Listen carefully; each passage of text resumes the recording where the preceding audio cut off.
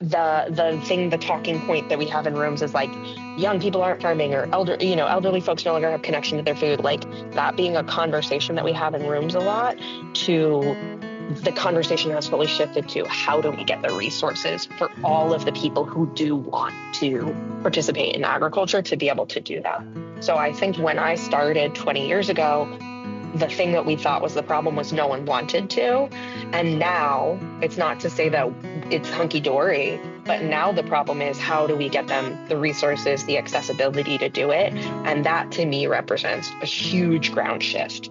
Hello, everyone. This is Felicia Bell of the Gulf States region. I am the regional coordinator and ag specialist here at National Center for Appropriate Technology. This is a new series that I'm putting together for the Gulf States region, and it is Successful Women in Agriculture. And we're starting this series off with Marguerite Green out of Louisiana. Just a wealth of information, advocate in the Louisiana state for many, many years, but have done a lot. And so we're going to hear from her today on what's next, what have been, and what is now, what's going on in Louisiana for its food, agriculture, advocacy, and the community work that's so dear to her heart. So welcome, Marguerite. Thank you, Felicia. I'm so happy to be here. I really appreciate being invited on to talk to you today. Thank you so much. So we're going to dive in. And my first question to you is, who is Marguerite Green? We'll start there. And this is twofold. And what was your beginning? How did you get into this advocacy cheerleader for sustainable agriculture? I love this question because I think that we don't kind of focus enough as a professional community on what are the pathways in, and there are so many different ones. And so for me, mine is very personal. I am from New Orleans, Louisiana. So I've lived between New Orleans as well as the North Shore, so the Abita, Madisonville area. And I was not a gardener growing up. My mom was, and I had a single mom, and she always had tomatoes in the garden. She always had, things growing in the yard. And I remember just not being into it. And I also remember, it's really hard to grow stuff in the deep South. And the North Shore of New Orleans is very acidic soil. And I just remember my mom struggling to grow tomatoes. They were always cracked or had diseases and stuff. And I was like, why aren't we just buying the store-bought tomatoes? Why aren't we just buying the Chef Boyardee, like the other kids? It felt like a silly thing to me. And so I have to be honest about that. Some people have this really beautiful familial connection to agriculture, and my mom was absolutely giving me that, and I was just not having it as a preteen and a kid. And I think that it's important to share that because people can connect with food in all sorts of different ways at different ages. So if your kid or yourself, if you're not into it now, something might wake that up in you. So for me, where that woke up was that in 2006, when I was a senior in high school, Hurricane Katrina hit. And basically, we had really easy access to FEMA food. There was, when I say really easy access, it's we didn't go hungry. We would wait in a FEMA line in a big parking lot. My stepbrother and I would drive out and wait in this FEMA line in his kind of, messy old car. It didn't have air conditioning. It was really hot outside. So we'd sit in this FEMA line to wait to get a couple of boxes of FEMA food. And I was a vegetarian at the time. I still am, actually, and been a vegetarian most of my life. I remember the options of what I could even eat in those boxes were it was abysmal. I ate a lot of M&Ms that summer and fall of my life. You make your meals in the little pouches, and you have to use the little heaters, and we lived on the back porch, and it's a very indelible time in my brain regarding food. I just remember feeling like I had to work harder than I was used to working because we had to clean up everything, pick up branches and trees and do all of this yard work. And then simultaneously, the food that I was putting in my body was not food that made me feel good. It was kind of a profound moment for me because I was like, oh, so when the grocery store shut down, this is what we get. this is what I have available to me when the grocery store shut down. And I always have understood that, like, if this is what I have available to me, and I live with a relatively high amount of privilege, like, what does that mean for everybody else? Like, we have a car to go sit in the FEMA line.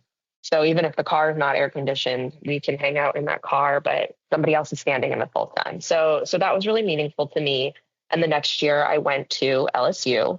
And because of that thought, I decided to take an organic gardening class as my like extracurricular class, or my like elective is what they call it. And I took this class, and it was like half classroom, half field, where we got to plant our own garden out in the field. It was Carl Motzenbacher's class. Dr. Carl Motzenbacher at LSU, who's taught that class forever. I think he teaches it, like every year the same way, which I think is lovely. But, and so we were doing these classroom sessions, and I've never been a person who learns well in the classroom. And we're doing these field sessions, and I'm all of a sudden playing with packs of seeds and like looking at the soil and figuring out a map of like what I could plant. And it just lit this thing up in me that I have never felt before.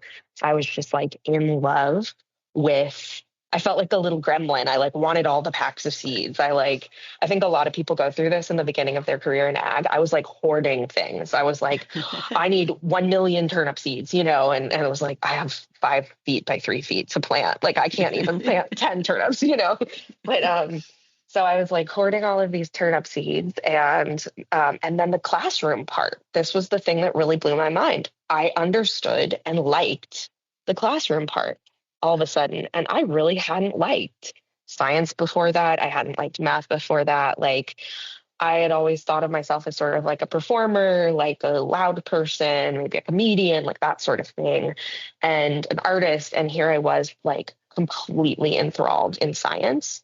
And I have never been able to memorize technical things because they didn't matter to me. And the first class that I took that was like plant identification, which is in Latin, every Latin word stuck in my head.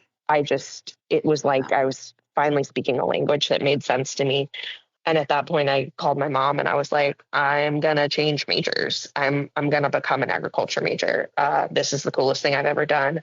I love it. I want to be a farmer for the rest of my life. And I'm so lucky that my mom was supportive of that. But I had been on an art degree trajectory. So like, I think she probably was like, oh, thank God, something that's not art. And, that sounds, being a farmer is more practical than being an artist. But I think they probably both felt pretty impractical at the time. But a lot of that was based on conversations I was having with other people in these classes.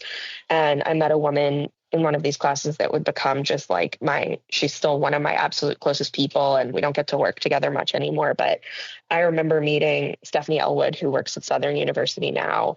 And we were working with kids one day and teaching kids how to grow vegetables as part of a summer class assignment.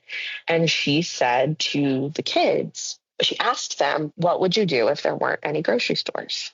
And she just asked the question that like meant that had changed my trajectory too. And I was like, wow, she's just thinking so far ahead. Like, she hasn't lived through that as far as I understand. And she's already like thinking about how people can take care of themselves and like community food sovereignty. And so at that point, I was like, you're my friend. We're going to be friends now.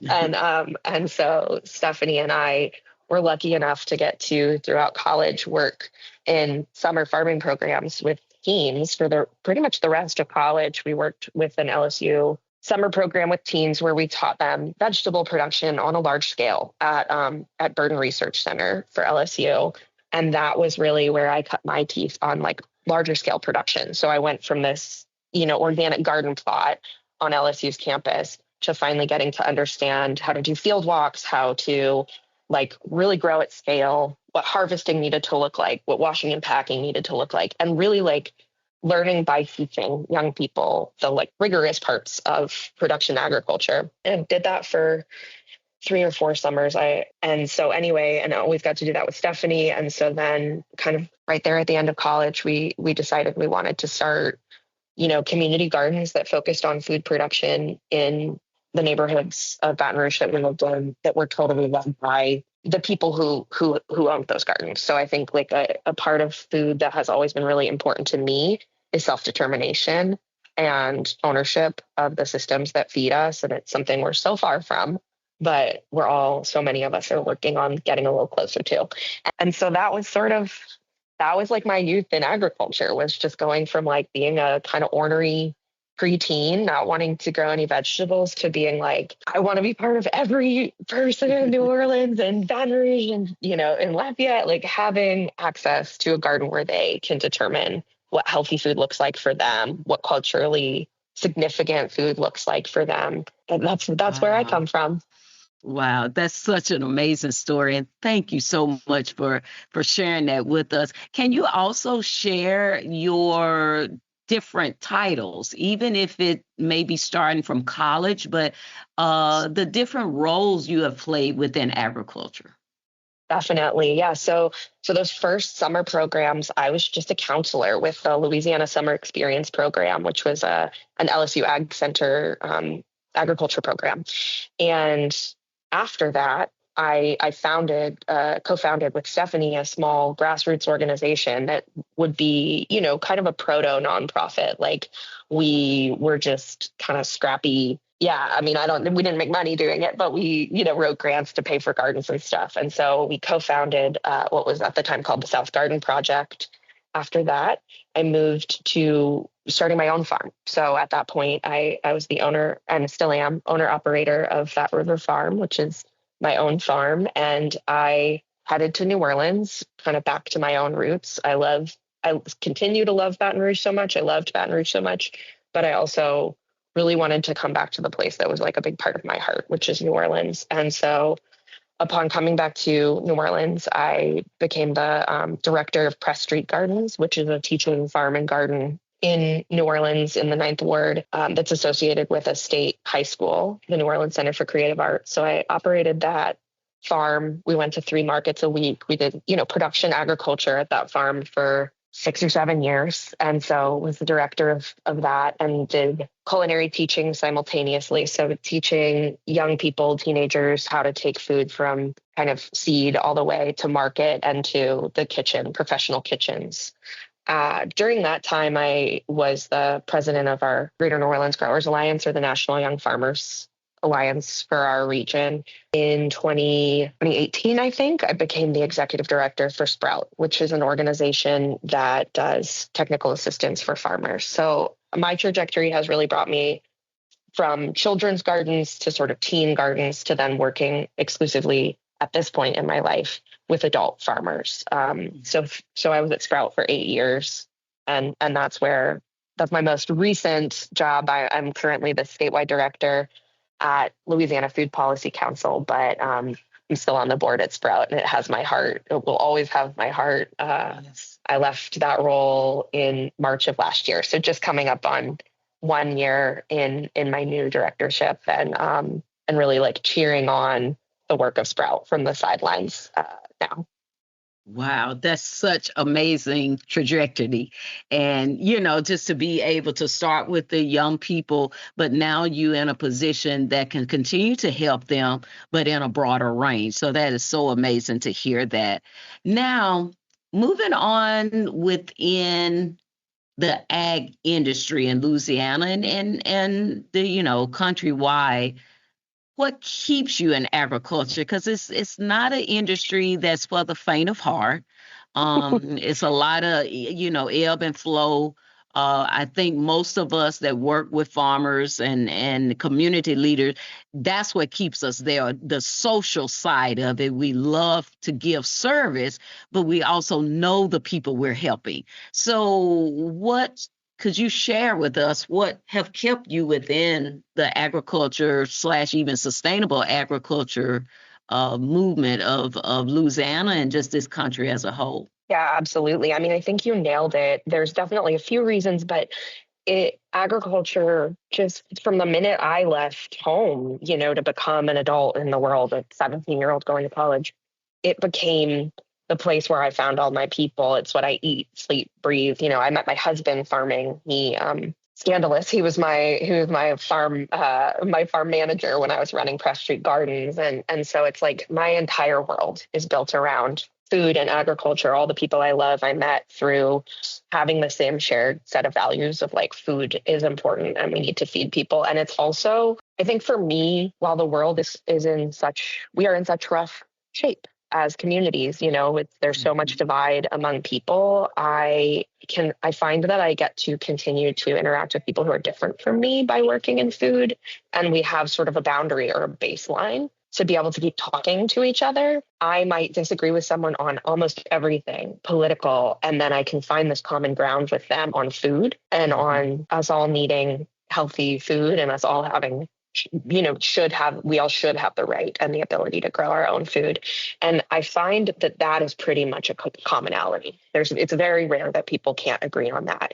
And so I think it's my social world. It's like all of the relationships and the connections that I've developed are in this space, and it allows me to know and be with people who are different and not live in a bubble. I feel very strongly about so many of the things I believe in. And so I think it's very easy to get trapped in a bubble of just the people that you know and you work with. And I look at other trajectories I could take in my life. I live in New Orleans, which is certainly not the big city for the rest of the country, but for us here in Louisiana, it is. It's the like progressive city, and I could easily just never talk to someone who's very different from me.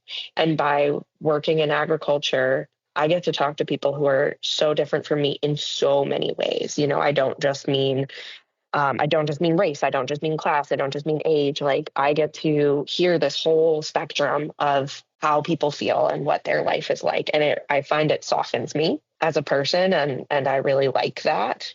And the other thing I would say is just that like whenever that part of me still gets tired, because like you were saying, it's not for the faint of heart. And there have been moments where I've looked around and been like, ooh, everyone I know, everything I do is rooted in this community. Like when you're struggling or when you're not sure how to move forward next, that can be hard because where you might usually say like, oh, I'm going to go get a drink with a friend or whatever. All my friends are people I've worked with or farmers that it's like, so where do you have that space to decompress from your work when it's all around you? And I think the thing that roots me back into it in those moments is going back to the original joy of like flipping through seed packets or planting something outside, because so much of my work now, and you and I have talked about this, like so much of my work now is actually administrative and is actually connecting people and talking about things instead of growing. And so in the moments where I'm feeling maybe less inspired, the thing that always regrounds me is like, I'm going to go plant 20 trays of like a tomato I've never grown before. And I am going to reconnect myself to this practice of growing, even if it's just on my own farm. And that's where I feel like that 17-year-old, 18-year-old again, who's like, what is this? This is the coolest thing I've ever done. That's where I end up like, buying too many seeds online or whatever. That's all of us. I love that story because it grounds us and bring us peace when we're working with our hands. And I think that's probably for other industries that people work with their hands because it's like, oh, now I get it.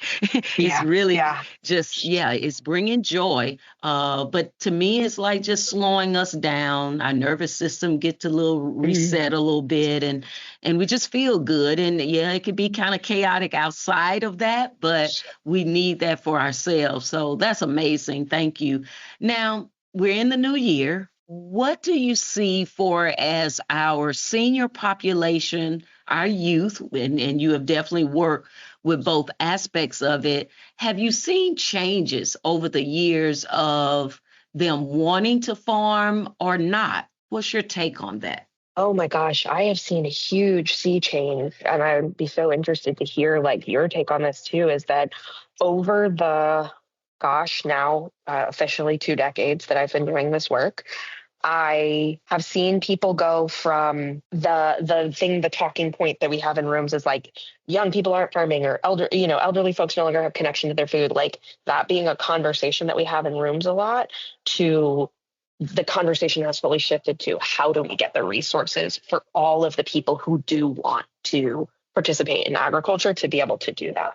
So I think when I started 20 years ago, the thing that we thought was the problem was no one wanted to. And now it's not to say that it's hunky dory, but now the problem is how do we get them the resources, the accessibility to do it? And that to me represents a huge ground shift is that like so many younger folks, older folks want to I don't ever talk to anyone anymore who's not like, oh, I want to grow tomatoes, or I'm trying to grow something on my balcony, or I dream of becoming a farmer. It feels like everyone around me, like I feel popular at parties just based on what I do. Like people are Yes. like, oh, you work with farmers? I want to be a farmer. Oh, you assist farmers? Like, how can I become a farmer? I really feel a huge shift in that. And I think that sets us up for like whatever the next phase of what we're all working on is. But it shows me that if phase one was getting people reinterested, we accomplished that. Now we have the challenge of phase two, which is getting them connected. But like, I think we've all collectively done a really good job of getting people interested in agriculture again. Yeah. Yeah. Thank you for just framing it that way, because I see that too. It's like everybody is just hungry. And I'm like, yes, we made it. And so, yeah, now it's like, oh my goodness, it's a whole nother thought process now, because we felt like it was going to be so hard to get them there. But all of the ag professionals around the country did it. And now it's like we're scrambling like, oh, we got to find the money for you. It feels a little bit like be careful what you wish for. Exactly. But yeah. I'm so grateful that we have so many new nonprofits, around the country that can assist us in those local areas. That's what, when I started, we didn't have that. It was more a national foundation that would help and or federal, and you didn't have your local people that can assist you with finances, but also the resources and so forth, other than your extension agent, which they are phenomenal. But now the extension agent got help. And that's what I love. It's like, okay, that one person or two or three people in that local county office don't have like, I don't know, maybe 300 farmers, it was so overwhelming for them 20 plus years ago. And I see us all working together now. We're all happy because we get to share in the 300 in our little county. I think that's exactly right. I mean, and just thinking about like, oh my God, our extension agent in the parish I live in is like my favorite person. She's like Louisiana-wide famous, Anna Timmerman. She's phenomenal at what she does. And it's like, she is trying to, like, just the amount of expertise that someone has to have to serve everyone. And it's like, are you serving farmers? Are you serving gardeners? Like home gardeners and like specialty crop farmers. And then there's commodity farmers. Yes. And I think a thing that I've noticed over the years is like, being in the Gulf, I'm going to speak to the experience of being from the Gulf South. And I hope, I don't think any experience is universal, but I hope that this lands for some people is that we are so used to being left behind and not getting the resources that I think that as new things pop up, it's easy for all of us to go like, well, but wait, or like, that's this person's job or that person's job. And I've cultivated a practice of being like, anytime that I feel at all competitive with anyone who is doing something similar to me, I'm going to sit back and think it through, because we have so much work to do and so few resources that like more people doing everything is exactly what we need. And I think a lot of that competition gets bred from being under-resourced. And so about 5 years ago, I was like, I'm going to stop ever feeling like another person or another organization is duplicative. And I'm going to start thinking about how to work with them better and how to partner with them and how to do everything better together. And that has been like a huge shift in my own energy and like my ability to get stuff done. Oh, that's so wonderful to hear, because that we all in this together. It's just, yeah. And at the end of the day, it's the farmer. They need us in whatever aspect they are in. If they're the new and beginning farmer, or it's the farmer of 1 acre, or it's the farmer of square feet, it's like wherever they are, we are there for them. But we're locked in hands and helping them. Yep. And that's what I've always wanted, but I feel like we got it too now. I do too. Definitely in the Gulf states. I do too. So, it feels like a network where like somebody comes to me and they're like, this is what I'm working on. I'm like, that's not what I do. Oh, you know who does that? Miss Felicia does that, you know, or you know who does that? Anna does that. And like being able to being people that can refer and connect and bring everyone, you know, to their highest level of success, that is like incredibly joyful. Yeah. Yeah. But that's why farmers love us. Exactly. We're in the trenches for them every day. And yes, so, ma'am. and we have earned their trust. And that's what I'm just so happy to, one, share you with the rest of the country because your people know you and stuff. But I really wanted to share you with the rest of the country. And that moves us into our last question.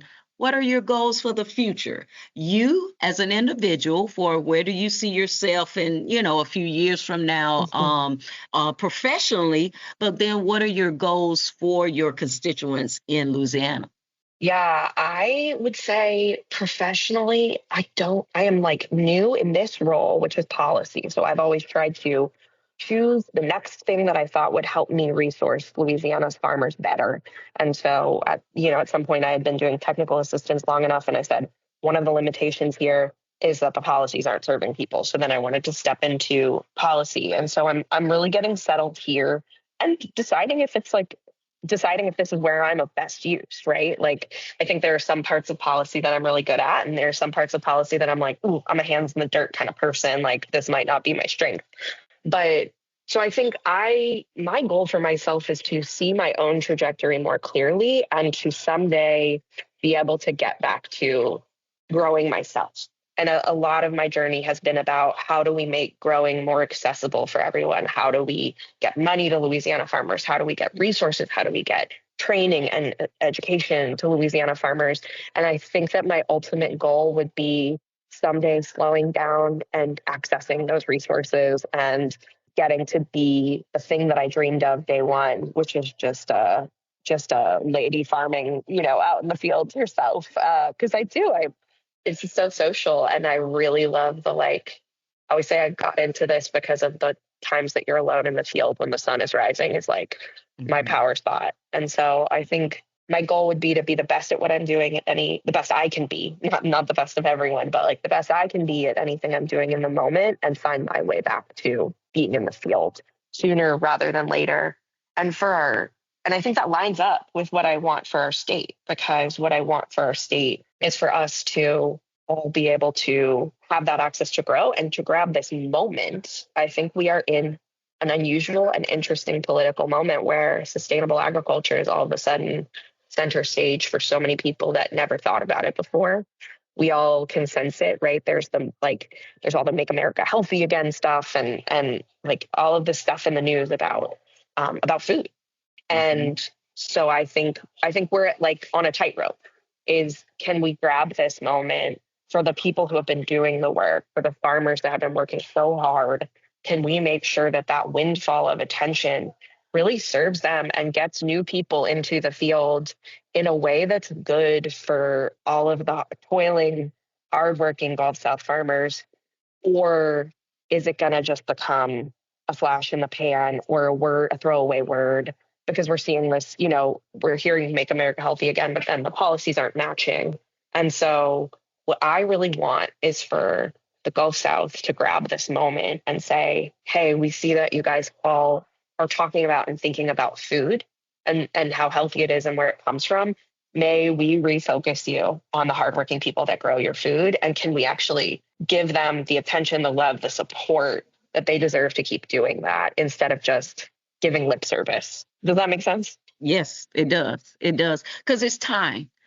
Because like you said, the farmers have been doing this for so long. And then, of course, we know a generation farms. And so they have done it for so long. And it's time for them to be put in the limelight. They really need to be put on a stage and celebrated. But then also when they step off the stage, you're handing them a check. Yeah, you know, celebrated and compensated. Exactly. Like yes, we see so many people use farmers. I think last legislative session, I saw this a lot, is that like people will champion farmers, but then what does it trickle down to in their day to day? And I think that like we got to get them a check when they're walking off the stage, not just the applause is a really good way to put it. Yeah. Yeah. Yeah. Oh, my goodness. Marguerite, I appreciate you so much. Always your work that you have done in Louisiana have been just phenomenal. And you have helped so many people bring them up into leadership positions just because you are. And so Thank you, Felicia. So happy to have this moment with you. I appreciate your time.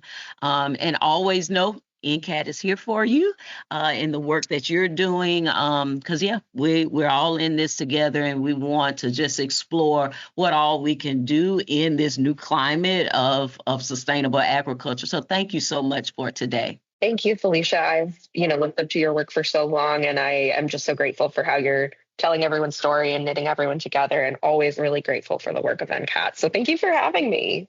Thank you. That's it for this episode.